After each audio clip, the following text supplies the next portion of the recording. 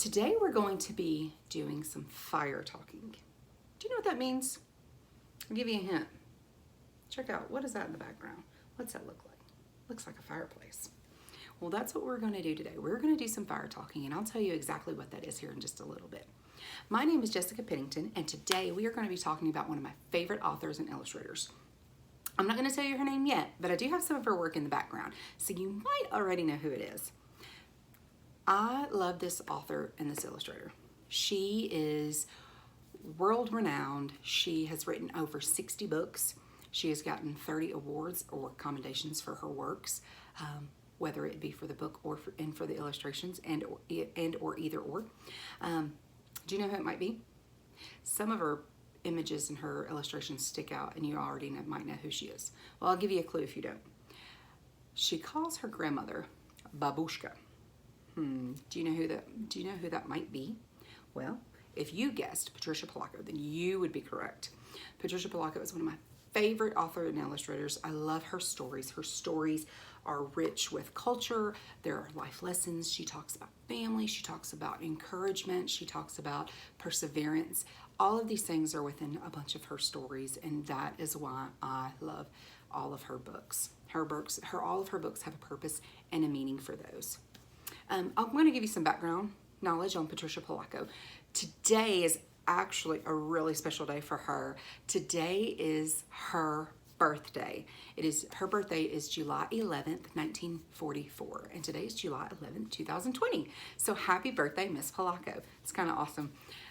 Miss Polacco grew up in Lansing, Michigan with her family. So she lived with her mom and her dad, and she had her grandparents nearby, and she has a brother as well. Well, her parents divorced when she was really young, before she even started elementary school.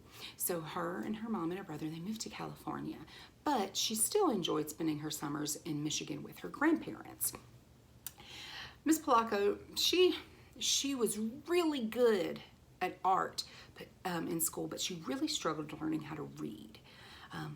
And that's kind of interesting, having an author and an illustrator, and you're like, they struggled to learn how to read. And that may be able to relate with some other students who might be struggling to learn how to read. And so she struggled through this. Some of her classmates would call her names, and they would make fun of her, but that was just not very kind. But they always said kind things about her drawing and about her artistic ability. But it wasn't until a teacher, George Faulkner, her ninth grade teacher, noticed that she was struggling.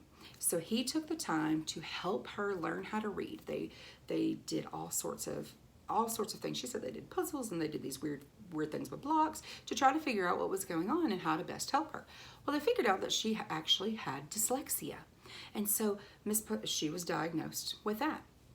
She said that, and she quoted this. She says, "Once I got help, I read very well." She said that he changed her life forever. So to all my educators out there listening, you are making a difference. Make sure that we always remember that.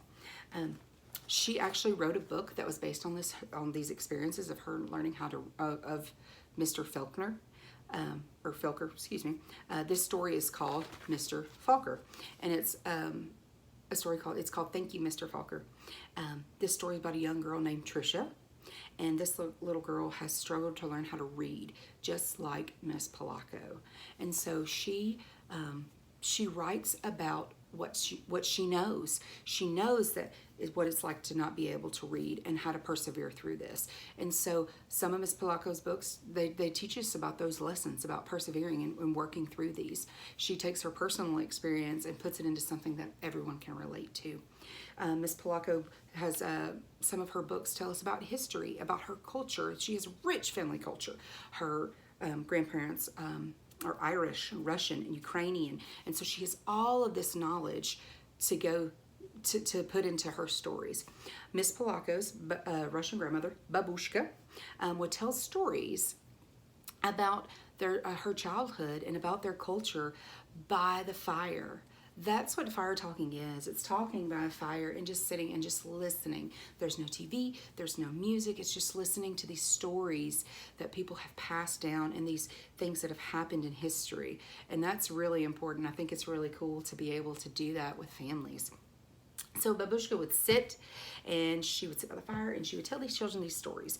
It was very important for the Polacco family that these traditions continued. These oral traditions of these stories were told so that they could keep on going. Many of these stories gave Miss Polacco her inspiration for a lot of what she was writing. There was a story called Picnic at Mudsock Meadow, and it was based, the setting of the story was based on a setting that she used to play at in Michigan. And so she writes, again, like I said, about what she knows. It's based on where they would tell stories around a stove or a fire. And so those summers that she played in those meadows and those fields and things like that were inspirations to a few of her other books. One was called Casey at Bat, and then her first book, Meteor, was actually an inspiration from those summers spent in Michigan. Another story that she wrote was called An Orange for Frankie. And this one is a really good story, and it's also kind of sad. This story is actually based about her grandmother's youngest brother, Frankie. And Frankie was a young child, and he gave one of his greatest possessions away at Christmas, and didn't really know how to tell his family about that. But the story's really good, so I'm going to leave that one open, and so you'll have to see how it is. But she wrote this story not only for her grandmother, but for her grandmother's younger brother, Frankie, as kind of a remembrance of him. He passed away as a young child, and so yeah. But the next book I want to talk to you about is just sharing some of her works with you. The Junkyard Wonders. Oh, great book. This is a great story, and it talks about how we are each unique and how our differences make us awesome. And so throughout that story, it's a great one to read at the beginning of the year. I've read it to my students, and I think it really just kind of helps build those relationships together. Some of the stories that she writes, they don't all have lessons or life lessons or pieces of encouragement or anything like that in there, but they're just kind of for fun and just for entertainment. One is called The Graves Family, and this is a story about a kind of a crazy family, but she loved the Graves family so much that she also wrote a second one, The Graves Family Goes Camping. And so both of these books are based upon the same family that goes, and they're just a little odd, we'll say that. And so she Miss Polacco, she has all of these great stories, and she draws and illustrates all of these stories. You can tell that the same author that drew these people is the same person that drew, oops, sorry, get my book open, are the same ones that drew these. I'm having issues with my books. Okay. All of her illustrations are pretty stand out. You're able to kind of tell, oh, that's a Patricia Polacco book based upon those illustrations, and it's I think that's a really cool thing to be able to do as an author, to be able to have like, oh, I can pick her book out on a shelf just based upon the pictures.